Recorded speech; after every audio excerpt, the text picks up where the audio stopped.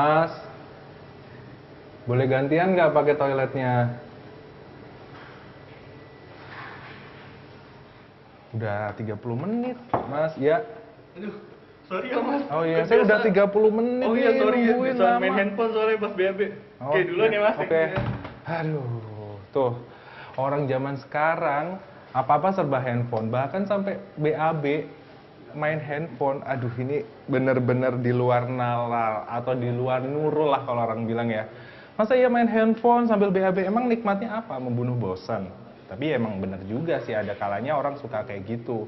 Tapi kalau sampai nungguin sampai 30 menit saya di depan buat gantian BAB kan merugikan orang lain.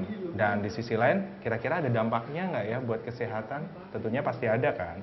Yuk kita cari tahu dalam CNN Health kali ini. Ya, handphone sudah menjadi salah satu benda yang lekat dengan manusia.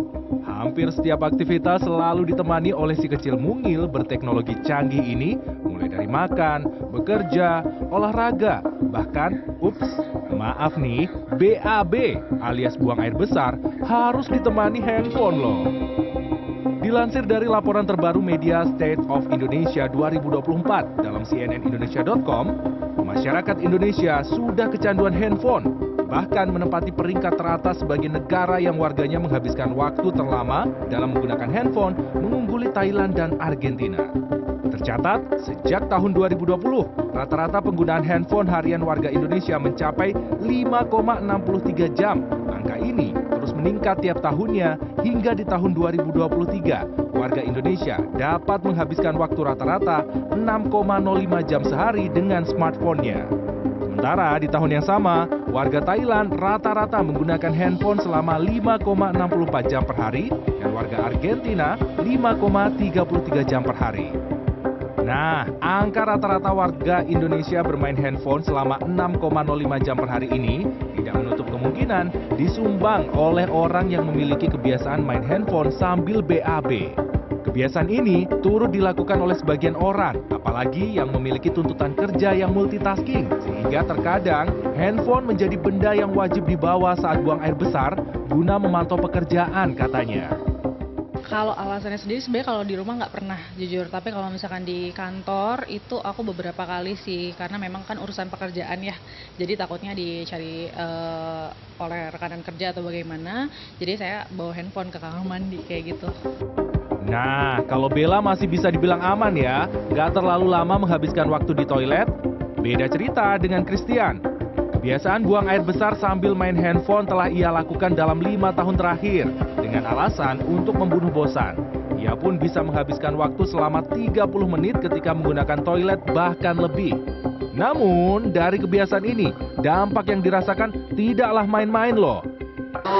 Awalnya tuh yaitu hanya darah aja ya gitu, terus kemudian konsul sampai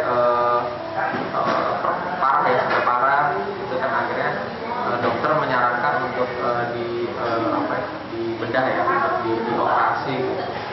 Itu kurang lebih berjalan sekitar 5-7 tahun lah, dari mulai hanya darah aja sampai benar-benar harus.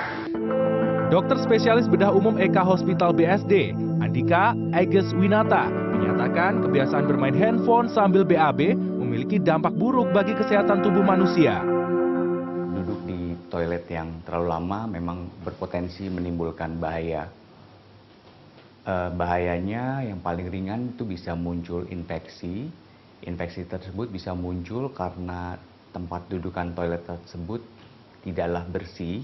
Biasanya banyak kuman di situ yang meningkatkan risiko terjadinya infeksi. Infeksi tadi bisa terjadi di sekitar kulit atau maupun bisa diinfeksi saluran kencing atau di area anusnya. Atau ada juga penyakit yang bisa muncul seperti orang awam mungkin bilangnya itu ambeien atau wasir, itu ada seperti benjolan di daerah anus yang muncul akibat tekanan atau aliran darah tadi terakumulasi banyak di area anus atau rektum tadi, sehingga muncullah benjolan atau yang menyebabkan ketidaknyaman tadi, ambeien atau wasir. Waduh, ternyata paling parah dari kebiasaan bermain handphone sambil BAB adalah ambeien atau dikenal juga wasir. Gejala awal dari penyakit ini adalah munculnya rasa gatal atau iritasi di daerah anus, sakit dan nyeri parah yang bisa menimbulkan gangguan sistemik yakni demam. Gejala selanjutnya adalah keluarnya darah yang berujung munculnya benjolan atau pembengkakan di area anus. Jika mengalami gejala ini, ada baiknya segera memeriksakan diri ke rumah sakit untuk mendapatkan penanganan lebih lanjut. Dr. Andika menambahkan, untuk menekan resiko terkena penyakit ambeien atau wasir, ada beberapa tips yang dapat dilakukan. Pertama, membiasakan duduk di toilet hanya untuk keperluan buang air besar maupun kecil.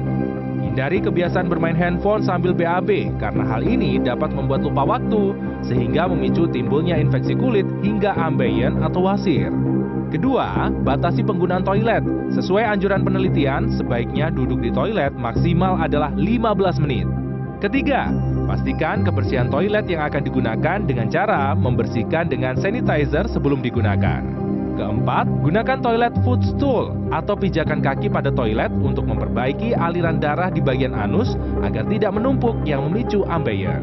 Kelima, atur pola makan sehat seimbang dengan cukupi konsumsi serat harian yakni 30 gram per hari untuk mencegah konstipasi alias sembelit.